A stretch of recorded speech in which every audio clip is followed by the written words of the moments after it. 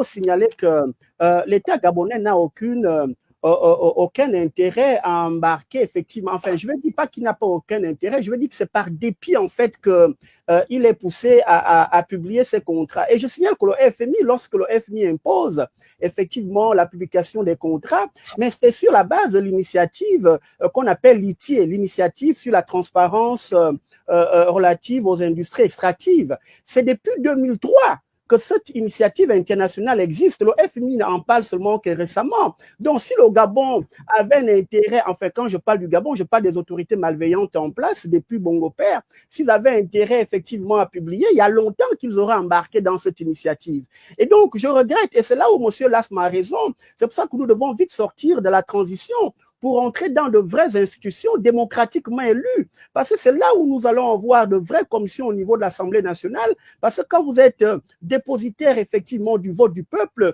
vous ne pouvez pas ne pas défendre ce peuple-là. Et donc, c'est là où les contrats pétroliers miniers vont effectivement être bien auscultés. Il y a longtemps que le Gabon aurait dû embarquer, mais n'embarque pas. Regardez, en termes de transparence, selon l'index, évidemment, de l'émergence, nous sommes simplement à 12,5. Vous voyez, ça veut tout dire. Ça veut dire que c'est un pays opaque, ça veut dire que c'est une gouvernance opaque. Pourquoi? Parce qu'il y a détournement massif des deniers de l'État qui viennent évidemment de la vente du pétrole, Delta Synergie. Mais quand on parle de l'huissier, ça fait partie Delta Synergie.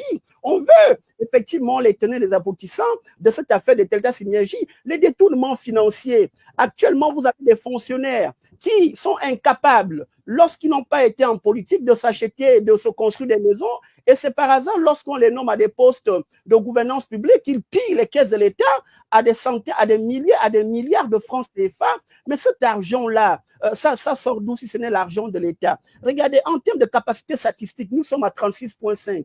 On est en deçà de 50, la médiane par rapport à la cible idéale qui est de 100. En termes de gestion publique, c'est-à-dire d'intégrité de l'administration publique, nous sommes à 15. Nous faisons très mal, nous sommes très loin de la cible idéale de 100. C'est vous dire que c'est volontaire, cette gestion opaque de l'État, parce que et les politiques et les fonctionnaires se sont engouffrés là-dedans pour s'enrichir sur le dos de l'État, pour piller les caisses de l'État.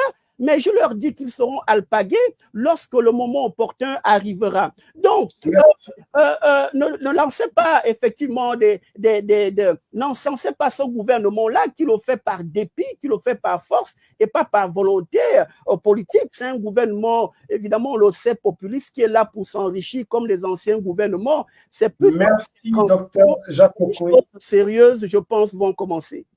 Merci, docteur Jacques Okoué.